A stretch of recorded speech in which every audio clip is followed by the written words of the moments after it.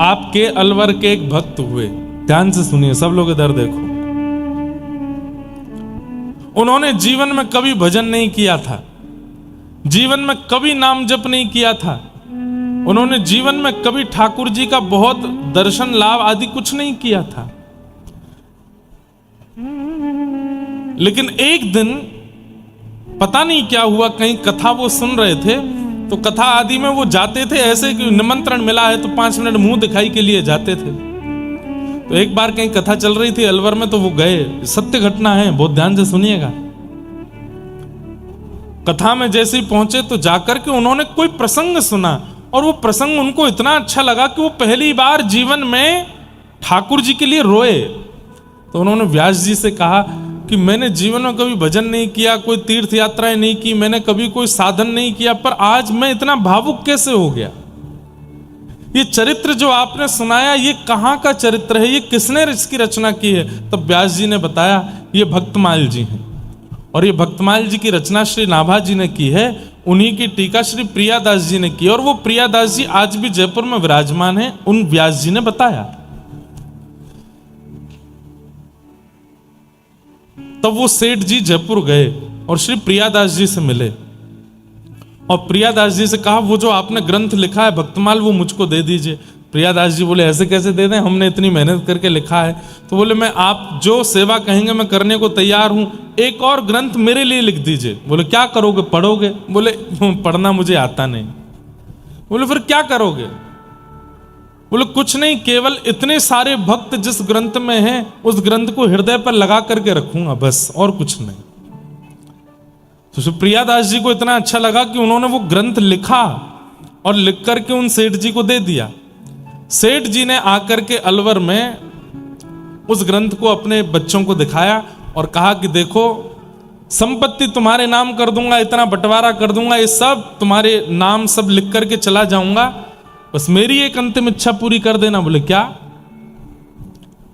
जब मेरे प्राण निकलने वाले हों, बाहर कहीं प्राण निकलेंगे तो मुझे पता नहीं, लेकिन अगर स्वाभाविक बिस्तर पर प्राण निकल रहे हों तो बस प्राण निकलते समय ये ग्रंथ मेरे हृदय पर रख देना। बच्चों ने कहा, आप ऐसी बात क्यों करते हैं, अभी तो बहुत आयु है आपकी। बोले कि बस मैं बता रहा हूं, ये मेरी अंतिम इच्छा है। जीवन में कोई साधन नहीं, कोई भजन नहीं, कोई कीर्तन नहीं किया। 10-15 वर्ष बाद जब उनका अंतिम समय आया तो सारे बच्चे आकर के घेर लिए। कंठे गुरगुरायते, कंठ से गुर गुर आवाज होती है जब व्यक्ति की मृत्यु होती है, वो बोल नहीं पाता। ये स्वाभाविक मृत्यु जिनकी होती है उनके साथ ऐसा ही होता है, कंठे गुरगुरायते, वो बोल नहीं पाते। और जितना मोह सामान्य जीवन में व्यक्ति के चित्त में रहता है उसका मल्टीप्लाई इनटू 1000 हो जाता है। मोह, बच्चे की याद, बहू की याद, नाती पोतों की याद, प्रॉपर्टी की याद, इसकी याद, सारी यादें आने लगती हैं और आंखों से बस आंसू निकलते हैं कि ये सब मैंने कमाया जीवन भर, अब छोड़ के जाऊंगा मैं।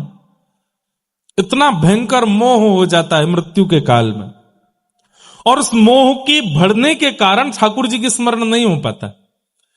लेकिन धन्य है वो सेठ जी, जैसे उनका कंठ गुरगुर आवाज करने लगा, चारों तरफ बालक आ गए, कोई हाथ सहला रहा है, कोई पैर सहला रहा है, पिताजी सांस लीजिए, पिताजी सांस लीजिए।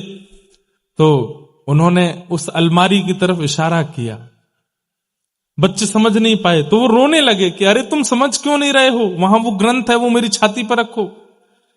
तब एक बालक ने कहा, ये अलमारी की तरफ क्यों देख रहे हैं, हो सकता है इनकी कोई प्रिय वस्तु रखी है उसको देखना चाहते होंगे। अलमारी खोली तो वो ग्रंथ रखा था। तब बड़े पुत्र को याद आया, अरे पिताजी ने 10-15 साल पहले कहा था जब मैं मरूं तो ये ग्रंथ मेरी छाती पर रख देना। जैसे ही वो ग्रंथ भक्तमाल जी का उन सेठ जी के हृदय पर रखा, हे कृष्ण हे कृष्ण हे कृष्ण कहकर के उनका शब्द प्रकट हो गया, कंठ बिल्कुल आनंदित हो गया। आहा, हाथ मानो जैसे नृत्य की भंगिमा बनाने लगे। पुत्रों ने कहा, पिताजी क्या हुआ, आप अभी बोल नहीं पा रहे थे, आपके मुख से भगवान नाम कैसे निकलने लगा? उनके नेत्र सजल हो गए, बस हाथ जोड़ के चारों ओर देख रहे हैं। बोले, पिताजी कौन दिख रहा है? तो वो बोले, थोड़ी देर पहले यम के काले काले दूत खड़े थे, मेरे गले में रस्सा उन्होंने बांध दिया था और मुझे खींच करके नरक ले जाने को कह रहे थे, इसीलिए मेरा स्वर नहीं निकल रहा था। लेकिन ये ग्रंथ मेरे चित्त पर रखते ही वो यम के दूत अंतर ध्यान हो गए। बोले अब कौन है? बोले भक्तिमती मीराबाई खड़ी हैं, सूरदास खड़े हैं, कुम्मन दास खड़े हैं, गोस्वामी तुलसीदास जी महाराज खड़े हैं, फिर हरिवंश महाप्रभु खड़े हैं, स्वामी श्री हरदास जी महाराज खड़े हैं, नरसिंह मेहता खड़े हैं, सारे भक्त मेरे चारों ओर खड़े हैं। और क्या कह रहे हैं? अरे सखी चल हमारा हाथ पकड़ तो को निकुंज में लेकर के चलें, प्रिया प्रियतम तेरी प्रतीक्षा कर रहे हैं। बच्चों अब मैं जा रहा हूं, तुम लोग अपना ध्यान रखना और प्रयास करना। मैंने जीवन में भक्तमाल पढ़ा नहीं, केवल चित्त पर रखा, तो ऐसी मृत्यु हो रही है। तुम पढ़ोगे, तुम सुनोगे तो तुम्हारी कैसी मृत्यु होगी, तुम विचार कर लेना। और ऐसा कहकर के भक्त समूह अलवर में एक साथ इतने सारे भक्त प्रकट हो गए और उन सेठ जी को अपने साथ लेकर के निकुंज में पहुंच गए। जिनके दर्शन से और स्पर्श से ऐसी गति होती है, उनका श्रवण यदि हमने ध्यान से कर लिया तो हमारी गति कैसी होगी? इसलिए भैया हमारी प्रार्थना है, हमारी तो स्थिति कथा करते करते ऐसी हो चुकी है कि हम किसी भी व्यक्ति से मिलते हैं उसके स्वभाव से पता चल जाता है। जैसे कोई बहुत सरल स्वभाव का मिलता है तो लगता है ओहो देखो, ऐसा लगता है जैसे मानो कुम्मन दास हो। जैसे कोई माताएं बहनें बड़ी भावुक मिलती हैं तो लगता है जैसे सक्कूबाई हो, जैसे मीराबाई हो। भक्तों के दर्शन ही सब लोगों में होने लग जाते हैं और यही सफलता है कथा सुनाने की। आपकी भी ऐसी योग्यता बन जाए जैसे एक सेठ जी ने अनेक संतों को और भक्तों को अलवर में प्रकट किया। कथा श्रवण के आप साक्षात भक्तों, ठाकुर जी को नहीं, ठाकुर जी के पास हम जाएंगे, हम उनको प्रकट नहीं करना चाहते। ठाकुर जी खूब प्रकट हो चुके हैं पहले, अब इतनी योग्यता हमारी नहीं कि हम उनको प्रकट करें, पर भक्तों को तो प्रकट हम कर सकते हैं ना। तीर्थ यात्रा पर कुछ लोग गए हुए थे, तीर्थ यात्रा विश्राम हुई तो एक बड़े वयोवृद्ध थे, उन्होंने एक युवा बालक को उसकी पीठ पे हाथ धर के कहा, तुमने मेरी इतनी सेवा करी है इस पूरी यात्रा में, अब तुम वापस गांव चलोगे, अपनी पौत्री का, अपने पुत्र की पुत्री का तुमसे ब्याह कराऊंगा। उस व्यक्ति ने कहा मेरी ब्याह की इच्छा नहीं है, लेकिन आप कह रहे हैं तो मैं मना क्यों करूं। कोई गुलाब जामुन परोसे तो भले इच्छा ना हो, पात तो लेना ही चाहिए। जलेबी दे रहा हो, मना क्यों करो। ब्याह की इच्छा तो नहीं है, पर आप अपनी तरफ से ऑफर दे रहे हो तो कर लेंगे। लेकिन जैसे ही गांव पहुंचे, वो वयोवृद्ध ने गांव के लोगों से जाके कहा, मैंने अपनी पौत्री के लिए एक लड़का देखा है। बोले कौन है? बोले पास के गांव का है, तीर्थ यात्रा में गया था, आदि आदि सब बात कही। घर के लोगों ने कहा आप भी कुछ सोचते नहीं, विचारते नहीं, घर में किसी से पूछा नहीं, पक्की करे आए वहां पे, हम नहीं करेंगे ब्याह। तो बेचारे वृद्ध अकेले पड़ गए। 4 दिन बाद का समय दिया था उस लड़के को कि तुम आ जाना अपने परिवार वालों के साथ। वो आ गया। जैसे ही घर पहुंचा तो वृद्ध ने बाहर ही रोक लिया उसको और उससे कहा, भाई देखो क्यों आए हो तुम? बोले आपने कहा था कि अपनी पौत्री का आप ब्याह करेंगे तो मैं परिवार वालों को लेके आया हूं। बोले ऐसे झूठ बोल रहे हो, मैंने तो कुछ नहीं कहा, मैंने तुमसे कहा ही नहीं था, तुमने कोई स्वप्न देखा होगा या तुम मिथ्या बोल रहे हो। अरे भैया सबको इकट्ठा करके उसके परिवार वालों के सामने बोला, मैंने इससे कहा ही नहीं कि मैं अपनी पौत्री का ब्याह करूंगा, ये झूठ बोल रहा है। वो लड़का रोने लगा, उसने तो पूरे हाथ पांव बांध लिए, बोले मैं ब्याह नहीं करूंगा, लेकिन मैं ये बात साबित करके रहूंगा कि आपने कहा था, आप झूठ बोल रहे हो। गांव के सरपंचों ने बुला करके कहा, बोले भैया क्या बात है? उसने कहा कि इन्होंने मुझसे कहा था कि अपनी पौत्री का ब्याह करेंगे, अब मना कर रहे हैं। तो गांव के लोगों ने कहा भाई देखो अब कौन सत्य बोल रहा है कौन झूठ बोल रहा है, ये तो कोई तीसरा व्यक्ति बतावेगा तो बात पता चलेगी। जब आपने इनसे कहा था कि आप अपनी पौत्री का ब्याह करेंगे इनसे, तब किसी ने सुना था? तो जो और भी लोग गए थे यात्रा पे वो सब लोग भी मना कर दिए, नहीं हमने तो नहीं सुना था। तो उस लड़के ने कहा अरे आधी रात हो रही थी, सब सो रहे थे, कोई नहीं जागा था, बस मैं और ये थे। बोले अब ये तो तुम ऐसी बात कर रहे हो कि हम कोई इस पे कार्रवाई कर ही नहीं सकते, कोई तीसरा व्यक्ति लेकर के आ जाओ जिसने सुनी हो तो हम मान जाएंगे। तब उसने अचानक से एक बात बोली, हाँ एक ने सुनी है। बोले कौन? बोले जब हम रात्रि में सो रहे थे तो गोपाल जी का मंदिर था, वो गोपाल जी सुन रहे थे। घर के सब गांव के पंचायती सब हंसने लगे। बोले गोपाल जी सुन रहे थे? बोले हाँ उन्होंने सुना है। बोले एक काम कर, सब एक दूसरे को ऐसे आंख मारने लगे। बोले कि अब इसको फंसा देते हैं काम में, तो आप अपनी पौत्री का ब्याह कहीं और कर देना। बोले क्या? बोले हाँ भाई किसने सुनी थी बात तुम्हारी? बोले गोपाल जी ने। बोले तू एक काम कर, गोपाल जी को लेके आ, अगर गांव के सामने उन्होंने गवाही दे दी तो तेरा ब्याह हम इससे करा देंगे। सब बोले गोपाल जी कभी बोलेंगे ही नहीं। लेकिन उसको इतना विश्वास था ठाकुर जी के ऊपर, चल दिया।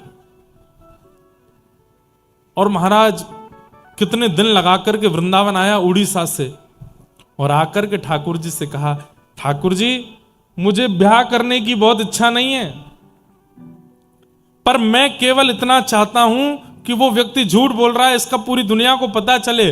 और दूसरी बात, मैंने जब कहा कि आपने बात सुनी है तो सब हंस रहे थे, तो सबको ये बात बता दीजिए कि आपने सुनी थी, उन्होंने कहा था कि वो अपनी पौत्री का ब्याह करेंगे। ठाकुर जी तो ऐसे ही बैठे रहे, कुछ नहीं बोले। उसने मक्खन का भोग लगाया, ठाकुर जी को माला पहनाई, ठाकुर जी को इत्र लगाया। बोले आप बोलते क्यों नहीं हो, कुछ बोल दीजिए ना। हाँ अपना काम होता तो नेक में ही बोल पड़ते, अब मेरे काम बनना है तो क्यों बोलोगे। ठाकुर जी से वार्ता करने लगा। देखिए नाथ, आप बोलो चाहे मत बोलो, पर मैं ये जानता हूं कि आपने सुना है। बिन पग चले ही सुने ही बिन काना, मैंने सुना है कि आप सुनते हैं। तीसरा कोई नहीं था जिसने सुना था, आपने सुना था। कृपा करके चलिए ना मेरे गांव। रात्रि का समय हो गया, मंदिर बंद हो गया, पुजारी जी ने पर्दे आदि लगा दिए, बाहर देली पे बैठ के सिर पटकने लगा। बोले क्यों नहीं बोल रहे हो? नामदेव के लिए आप प्रकट हो गए थे, सूरदास के लिए प्रकट हो गए थे, सक्कूबाई के लिए प्रकट, मेरे लिए क्यों नहीं बोल रहे? मैं कुछ और नहीं चाहता, केवल बोल दीजिए कि आपने सुना था। मंदिर बंद के अंदर से ठाकुर जी बोल पड़े, ए बावड़े, ये कलयुग है, कलयुग में मैं मूर्ति के रूप में, मूर्ति कोई चलती है? मूर्ति चलती नहीं। बाहर से वो भक्त बोला तो वो बोलती भी तो नहीं है मूर्ति, आप बोल कैसे रहे हो? नाम जप भी नहीं करते, परिक्रमा भी नहीं करते। ऐसे साधन शून्यों को भी ठाकुर जी मिले हैं। कैसे मिले हैं? केवल और केवल विश्वास की कसौटी पर। उसे विश्वास है कि उन्होंने सुना है और वो इसी की रट लगाता रहा, ठाकुर जी प्रकट हो गए। बोले देख, तेरा गांव बहुत दूर है वृंदावन से, आने जाने में बहुत समय लगेगा। तो बोले तो क्या हो गया, चल दो। अरे वो बात ठीक है, पर तुम सब भक्त लोग हो, तुम लोग तो भूख प्यास सह ले, तो मुझसे नहीं सहन होता है। मैं तो एकादशी भी नहीं करता, मैं तो उस दिन भी प्रसाद पाता हूं, 8 बार भोजन करता हूं दिन में। बोले मैं आपकी सब व्यवस्था कर दूंगा 8 बार भोजन की। बोले इतना सारा भोजन कैसे लेके चलोगे? बोले बैलगाड़ी में ले चलूंगा, पर आप चलो, मैं अपने हाथ से बना बना के पवाया करूंगा। ठाकुर जी बोले अच्छा। और कहीं तुम हमको ले गए और अपने गांव से फिर वहां अपना काम वाम बनवा के वो मुझसे बोले अब चले जाओ अकेले वापस, तो नहीं नहीं, आप कहेंगे तो मैं छोड़ने भी आऊंगा और फिर पूरे रास्ते भोजन बनाता लाऊंगा, आप चिंता मत करो। ठाकुर जी बोले तो फिर एक बात और सुनो। बोले क्या? जब हम रुकेंगे तब हम दिखेंगे, जब चला करेंगे तो हम दिखेंगे नहीं। बोले मुझे कैसे पता चलेगी कि आप चल रहे हो? बोले मेरे नूपुर की ध्वनि आती रहेगी, मैं चल रहा हूं, पीछे मुड़ के देखना नहीं, तो जहां देखोगे वहीं रुक जाऊंगा। तो ठीक है। क्यों? ललित गति विलास वल गुहास, ठाकुर जी सीधे नहीं चलते, मटक मटक के चलते हैं, टेढ़े मेढ़े चलते हैं, उछल उछल के चलते हैं। और उस झांकी को कहीं इसने देख लिया तो गांव पहुंचने से पहले ही पधार जाएगा। इतने सुंदर लगते हैं ठाकुर जी चलते हुए, बोले कि इसने अगर मुझे देख लिया तो ये वहीं इसका जीवन अंत हो जाएगा।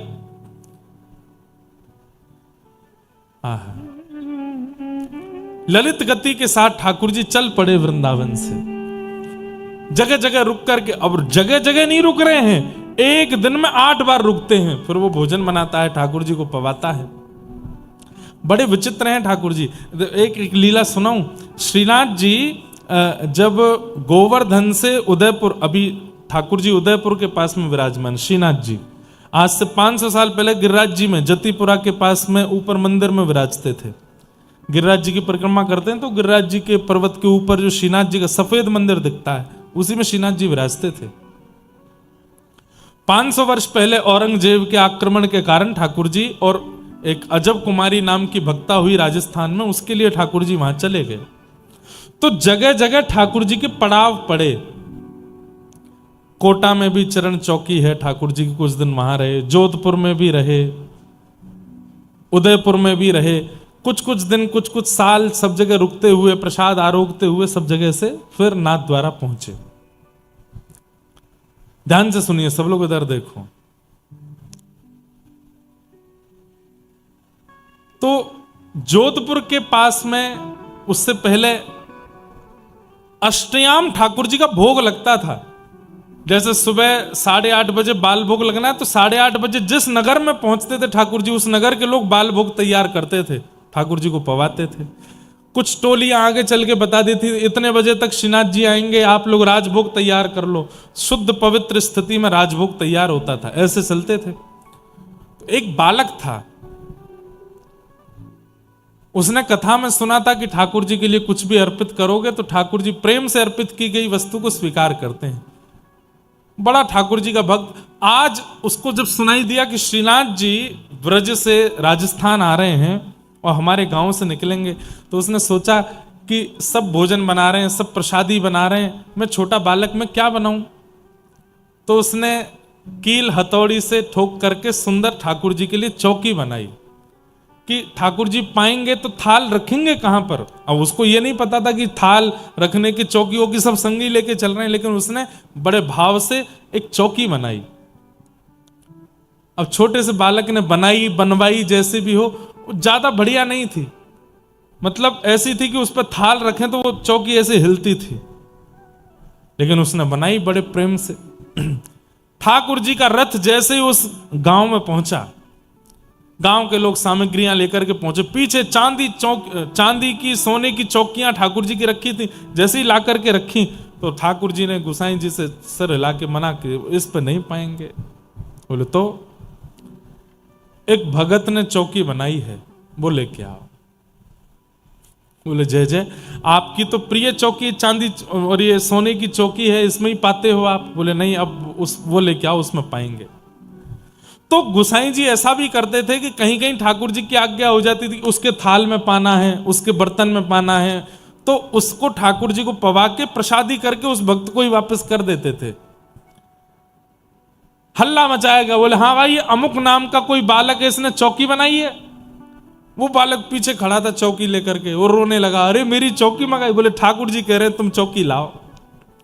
उसने चौकी दी और चौकी के अंजर पंजर सब ढीले ढाले थे, ज्यादा बढ़िया अच्छे से बनी नहीं थी।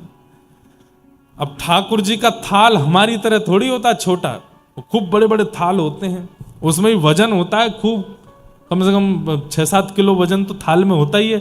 ये मोटे मोटे लड्डू, खूब सारी रोटियां, खूब सामग्री सब पाते हैं। वो थाल जैसी रखी वो चर चर चर आवाज करने लगी चौकी। गुसाई जी बोले जय जय, मुझे तो लगा थाल रखते ही कहीं पधार नहीं जाए चौकी। बोले नहीं नहीं, यहीं पे पाऊंगा, धरो। ठाकुर जी ने प्रेम से आरोगा, गुसाई जी पकड़ के बैठ गए, बोले कि मैं पकड़ के बैठा हूं, आप पाओ। बोले नहीं नहीं, छोड़ दो, इसको झूलने दो, झूलती वही चौकी पे पाऊंगा। प्रेम से ठाकुर जी ने प्रसाद अरोगा। अरोगने के बाद गुसाई जी प्रसन्न तो बहुत हुए, फिर उस बालक को बुलाया, बोले लो ठाकुर जी ने प्रसादी कर दी चौकी, अब तुम इसको रखो। अब वो बालक तो बड़ा प्रसन्न, चौकी में से अद्भुत सुगंधी आ रही थी। ठाकुर जी आगे निकले, अगले पड़ाव पर जहां प्रसाद होना था, जैसे ही ठाकुर जी प्रसाद के लिए रुके, चांदी और सोने की चौकी धरी। ठाकुर जी बोले ना वही चौकी मंगवाओ। गुसाई जी बोले वो तो हम छोड़े आए पिछले काम में। बोले तो मैं बोझ नहीं यार, उसको मंगवाओ।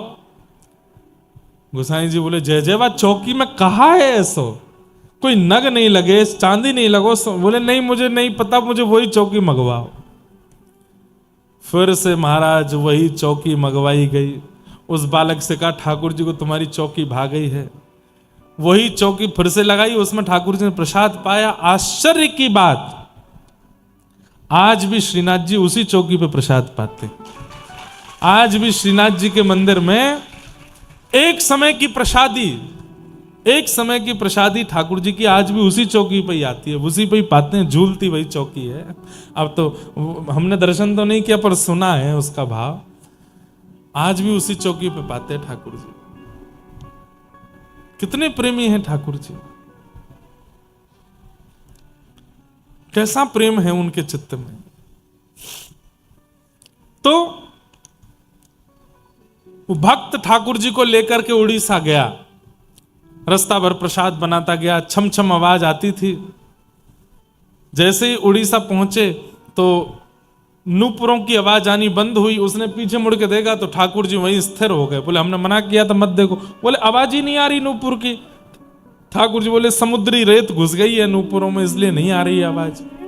बोले जय जय, महीना भर चल के आए हो, 8-8 बार भोजन प्रसाद पाते हुए आए हो, थोड़ी दूर मेरा गांव बचा है, चल दो ना नेक। ठाकुर जी बोले हमने कहा था कि हम स्थिर हो जाएंगे, हमको देखोगे तो, अब हम इससे आगे नहीं जाएंगे। और ठाकुर जी इसी अवस्था में स्थिर हो गए। उसने कहा अब क्या करें। बोले तो हम इतनी दूर से चल के तेरे गांव तक आ गए, अभी 2-4 किलोमीटर तेरे गांव वाले नहीं आ सकते यहाँ पे, बुला ला उनको। गांव में गया, पंचों से जाके हल्ला मचा दिया। बोले कि मैंने कहा था, तीसरे जिस व्यक्ति ने बात सुनी वो आ गए हैं, चलो। बोले तीसरा व्यक्ति तो तूने गोपाल जी बताया। तो बोले हाँ, तो गोपाल जी आ गए। गांव के लोग आश्चर्यचकित हो गए। दौड़ करके जाके देखा, आहा त्रिभंग ललित श्याम सुंदर खड़े हैं। और खड़े होकर के एक क्षण के लिए आकाशवाणी जैसे करके ठाकुर जी ने बता दिया, मेरे सामने इन वयोवृद्ध ने कहा था कि अपनी पुत्री का ब्याह इससे करेंगे, मैं इसकी साक्षी देता हूं। बताओ,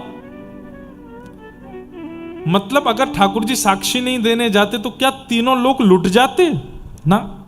इतनी सी बात थी, उसकी साक्षी देने वृंदावन से गए वहां तक। और फिर तब से ठाकुर जी वहीं विराजमान हो गए। उनका नाम हो गया साक्षी गोपाल। आज भी जगन्नाथपुरी और भुवनेश्वर के बीच रास्ते में साक्षी गोपाल भगवान विराज रहे हैं। ऐसा कहते हैं कि महाप्रभु जगन्नाथ जी का दर्शन करके लौटते समय उनका दर्शन नहीं किया तो आपकी यात्रा अधूरी रहती। वही साक्षी। आप जैसी मृत्यु के बाद यमलोक जाएंगे और वहां जाकर के कहेंगे मैं बद्रीनाथ गया हूं, मैं द्वारिका गया हूं, मैं श्रीरंगम गया हूं, मैं वृंदावन गया हूं, मैं गोवर्धन गया हूं, ये गया हूं, वहां गया हूं, जगन्नाथपुरी गया हूं, तो यमराज कहेंगे साक्षी कहां है, हमको कैसे पता। अब जैसे पासपोर्ट होता है ना, आप जिस देश में जाते हैं वहां की मोहर लगती है, तो आपका पासपोर्ट इस बात की गवाही देता है कि आप इस देश में इन दिनों में जा चुके हो। भगवान ना करे कोई केस कर दे आप पे, उस दिन इसने मेरी दुकान पे आग लगाई, आपने कहे भाई इन दिनों तो मैं विदेश में था, कैसे बताओगे। बोले लोगों मोहर लगी है, इस डेट को मैं भारत से चला गया था। ठीक वैसे ही यमराज कहते हैं कि मोहर कहां है। तुरंत आप आंख बंद करके साक्षी गोपाल भगवान के अगर दर्शन किए होंगे तो उनका स्मरण कर लेना, हे साक्षी गोपाल भगवान आइए बता दीजिए। तब साक्षी गोपाल भगवान आते हैं, पूरा खर्रा बताते हैं। बचपन में पिताजी के साथ वहां गया था, मौसी के साथ वहां, बुआ के साथ वहां, इतने गंगा स्नान, इतना ये, इतना वो, इतना ये, इतना ये सब इसने किया। इतना मिला करके इतनी यात्राएं इसने जीवन में की। ऐसे गोपाल जी।